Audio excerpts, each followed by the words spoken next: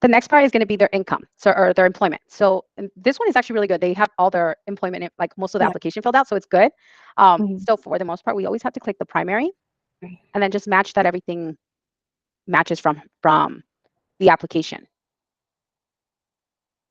Okay. So she indicated here that she's a W-2 salary, so that's fine. But if they were to indicate that they're self-employed, we would just have to click this bottom one here, and then that's it for you guys. Okay. I have a question. If Mhm. the customer or the client or the borrower is self-employed, you don't need to fill out the information there, the employment status type, or If they're is the self-employed, we're gonna find their information that on their tax returns. So they Mm, should technically they should fill out the application, indicate they're self-employed and the name of their business. So let's say she's self-employed and that's the name of her business. And if we don't have her tax returns or she didn't indicate the address, we can just ask the LO to provide the information. But it should be within their documents that they are already requested. So all this information that's not on this ERP application should be within the documents that we have that they provided. Well, she didn't upload anything here, but all this information here, all these categories, um, we'll find one way or another to complete the actual point file. okay. Okay. Yeah.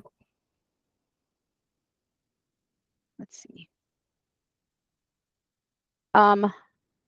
Her checking right here, it seemed like she put 500, but we would just confirm it with her assets. So any of these documents here, any bank statements, we would just edit. We can put the company name. So let's say it's Wells Fargo. Let's say we had the actual bank statement. You can leave the address blank. You can just put whether it's checking, mutual fund, retirement, savings, any stocks.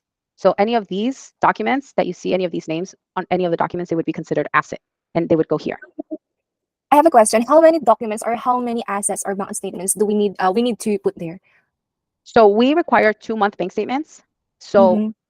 this is a purchase. So we need to get 2-month bank statements as all of their accounts. So if this borrower only has one account, then we just need to put the most recent one we have. So let's say they provided April, May, June. We just need to update June's account. So we'll put the account number, and then this balance is going to be reflected whatever is showing on the June account.